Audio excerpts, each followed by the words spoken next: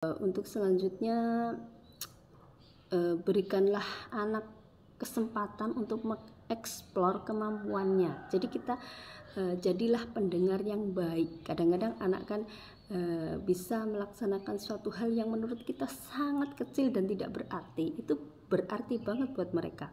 Jadi kita dengarkan dulu dia cerita, kita dengarkan, dan setelah itu kita berikan apresiasi apabila benar-benar apa yang dikatakan anak itu benar. Dia misalnya bisa melompat dengan tinggi seperti itu. Nah, itu kan hal yang sangat sederhana, tapi menurut anak kan sesuatu yang luar biasa. Nah, itu kita berikan apresiasi. Apresiasinya berupa apa? Berupa misalnya pelukan, kemudian pujian, seperti itu saja. Dan apabila dia melaksanakan sesuai dengan jadwalnya, memberikan kesempatan untuk bermain gadget misalnya, itu juga termasuk apresiasi. Misalnya kan sekarang kan zamannya adalah screen time begitu ya. Setiap hari anak mesti memegang gadget. Nah, itu kita atur juga jadwalnya kapan dia harus bermain gadget.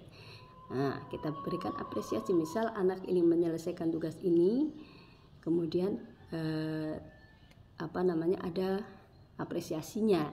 Dia boleh bermain gadget dalam waktu yang kita tentukan. Kalau sudah selesai waktunya, ya sudah, kita berhentikan.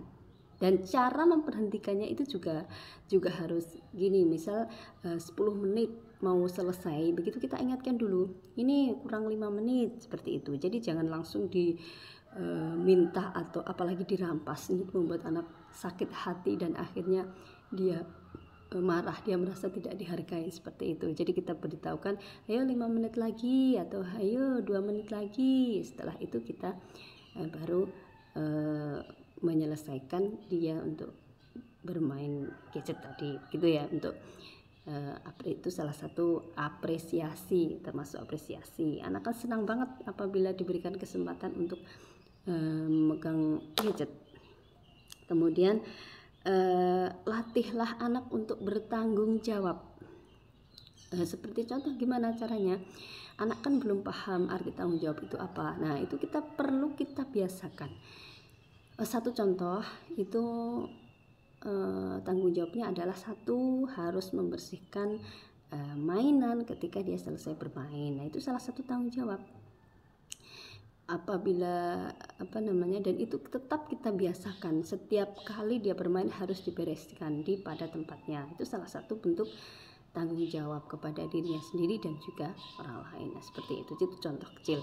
Kemudian yang lain, usahakan untuk membiasakan 3 kata ajaib itu ya. Biasakan untuk minta tolong, kemudian minta maaf, dan berterima kasih. Dan satu lagi, ini yang banyak dilakukan orang tua. Kita itu kan sebagai orang tua biasanya menasihati anak. Nah, itu kita kan merasa sok bener begitu ya. Nah, itu pun juga harus waktu yang tepat ketika kita memberikan nasihat.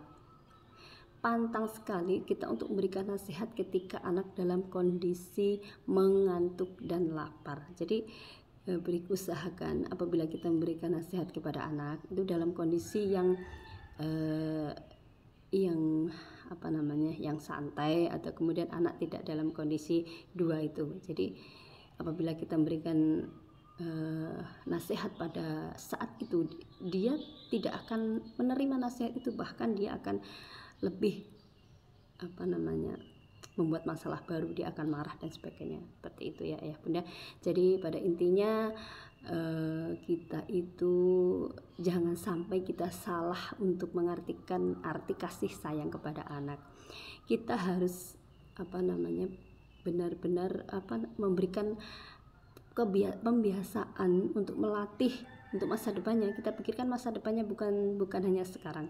Kan kadang-kadang ada orang tua itu yang selalu memberikan kemudahan-kemudahan dengan alasan dia sayang anaknya. Contohnya selalu dipakaikan bajunya, selalu dipakaikan sepatunya, selalu dibawakan tasnya, selalu dimakan, disuapin dan sebagainya. Itu kan termasuk memberikan kemudahan-kemudahan yang nantinya itu malah berakibat yang kurang baik pada perkembangan anak. Dia tidak bisa menyelesaikan masalah ketika dia dalam keadaan sendiri. Karena kan yang namanya anak itu kan waktu sekolah misalnya itu kan tidak bersama orang tuanya, dia menghadapinya dengan sendiri. Jadi kita harus menyiapkan masa depan mereka seperti itu. Saya kira apabila ini bermanfaat silahkan di share.